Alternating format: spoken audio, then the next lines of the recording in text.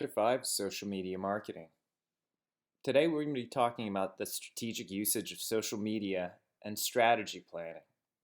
The past couple chapters we learned about the platforms, how, uh, how metrics are measured on the platforms, and what a social media audit is. I wanted to provide some clarification on why we do a social media audit. I know we talked about it a couple weeks ago, but I want to make sure everybody understands why they're doing a social media audit. An assessment or a social media audit is an important aspect of figuring out what your metrics and goals should be coming into creating a social media channel for a business. Let's say you were to open up a small retailer in the Elyria area and open up a social media channel. How would you define success for that social media channel? Do you have any idea? How many posts should you make a week? What channels should you use? Doing a social media audit of your competitors that are similar or peers will allow you to establish those benchmarks. For instance, one of our students is doing a social media audit onto sports pubs or micro brewing companies, Winking Lizard versus Avon Brewing.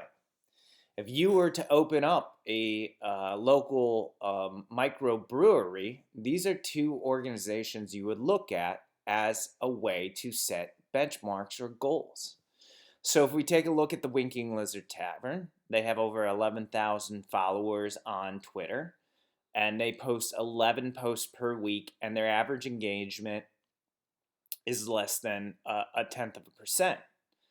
Whereas on Twitter, Avon Brewing Company only has 678 followers, 2 posts per week, and their engagement rate is lower. That being said, if I was to create a social media channel for my new microbrewery, Sean's Microbrewery of Elyria, I would have a benchmark of, okay, I do know that Winking Lizard's bigger than me. They got 6 locations where I only have one, but at least it gives me a starting point as far as, okay, here's the number of posts I should be posting and what I should expect as an engagement. It'll help me define what my objectives should be. Obviously, we'll talk in this chapter about your business objectives, being represented on the on in social media, but it's important to note what is working well for your competitors and what's not working well. How can they improve that? Which of these 11 posts are actually doing better than the rest? Which of these 2 posts are doing better than the rest? These are all questions that need to be answered during a social media audit, because when you're going in and creating a social media plan, you need to have these benchmarks and some idea of what you need to do to get started. Doing this social media audit of your competitors allows you to do that. So let's talk through Chapter 5. Chapter 5, the learning objectives are to learn about the core elements of strategic social media marketing, understand that a strategic social media has to take a value drive perspective, consider risk when it comes to social media, and talk about the main decisions when developing or adjusting a social media strategy. So let's jump into it. There's multiple types of information flows. We've been talking about this. You're a company and you're talking to consumers. When we're talking about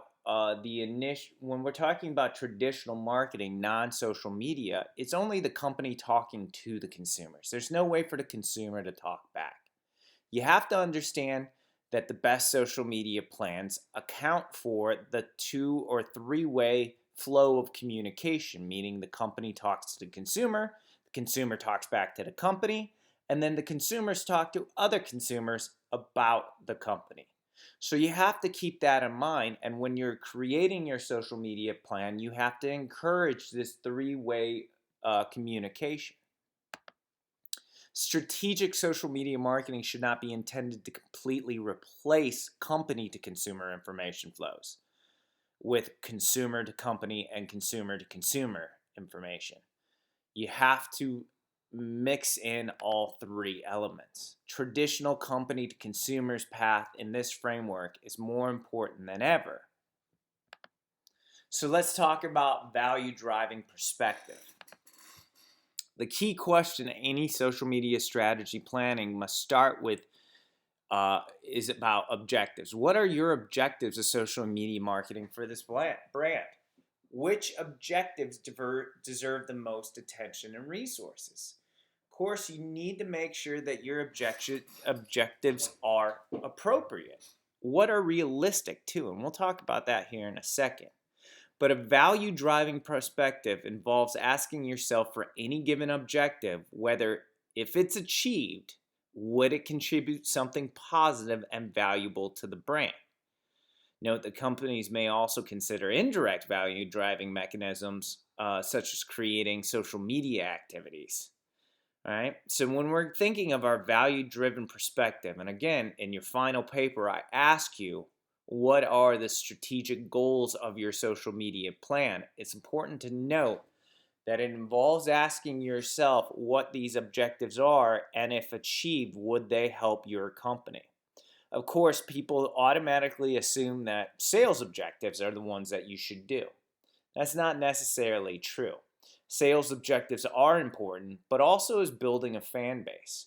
If we go back to that example that was on the screen of that student's um,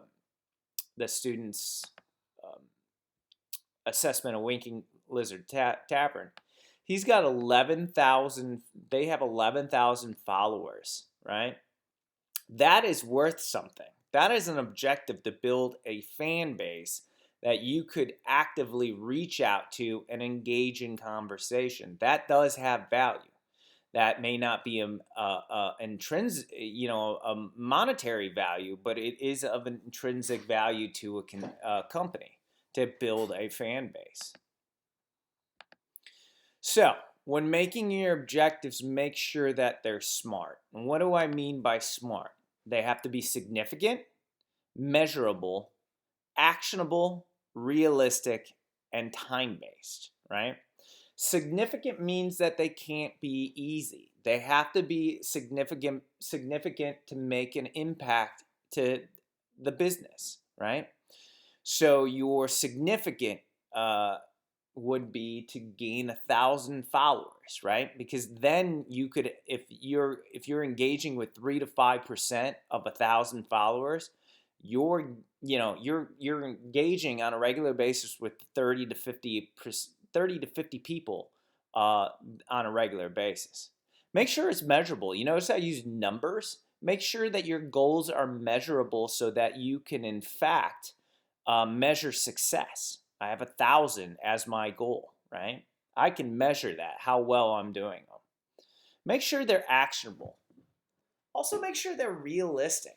Don't pick a pie in the sky number or pie in the sky goal and hope that you get there. Make sure that they're realistic. They can be baby steps.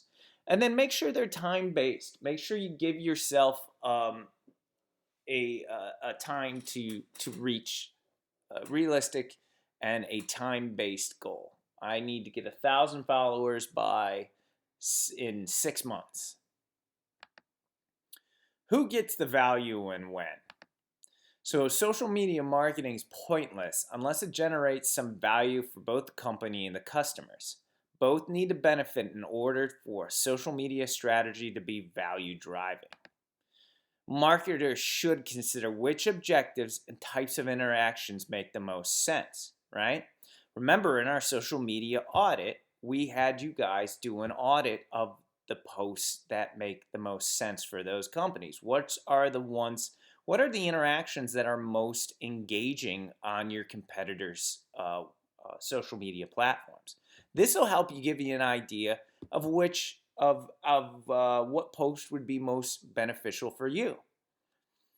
Again, think about the types of interactions that you can have about the company's abilities, the target customer's characteristics, and make sure it's a trade-off between expected benefits and costs. Thinking about the value by worrying about the risks. There's risks that come with social media. Costs are not just quantifiable. Marketers should also consider another type of cost related to risks. There's two broad types of risks in social media marketing. The risk that nothing happens and no one pays attention to your social media posts, or the risk of adverse negative consequences. If you want to look at a great case study in that, take a look at the Applebee's Facebook meltdown. Just Google Applebee's social media meltdown, and it'll tell you all about this story about how a waitress for Applebee's posted a picture of somebody writing a mean note on the server's check, and Applebee's firing this waitress, saying that they violated policy. Didn't think nobody would notice that, but everybody on the on Facebook did, and started, tearing down Applebee's.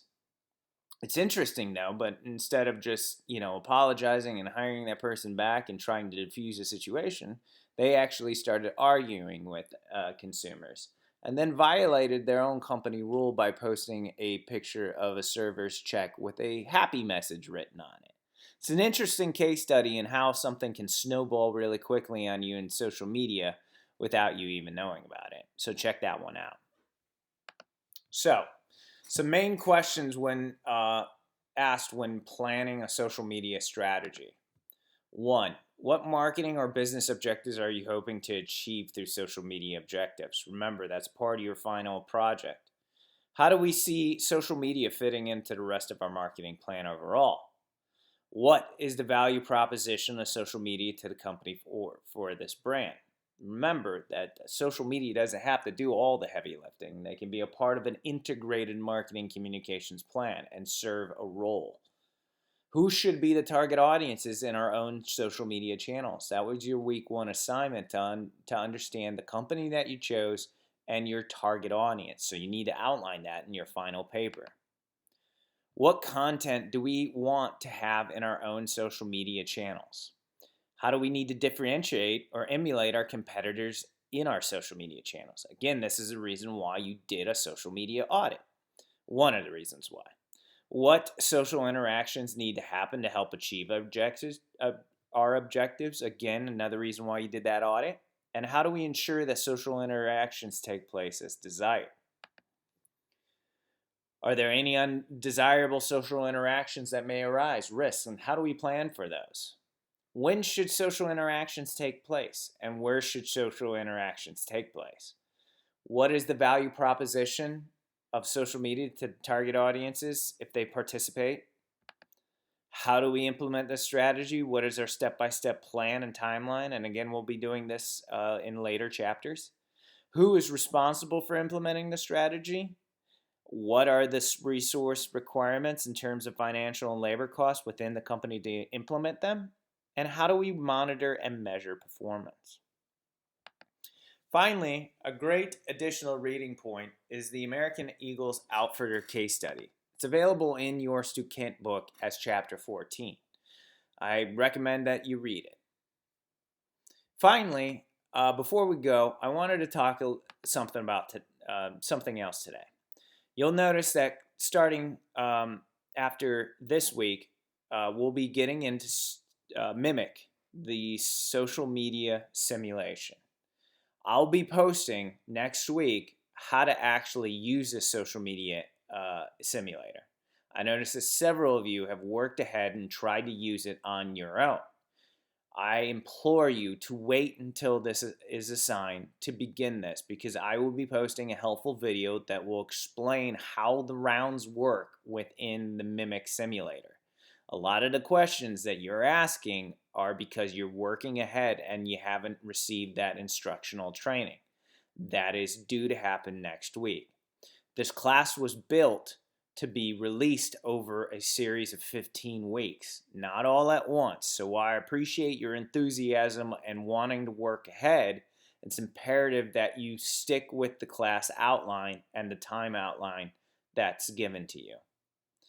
That's it for Chapter 5 in this week. Until next week, this is Sean.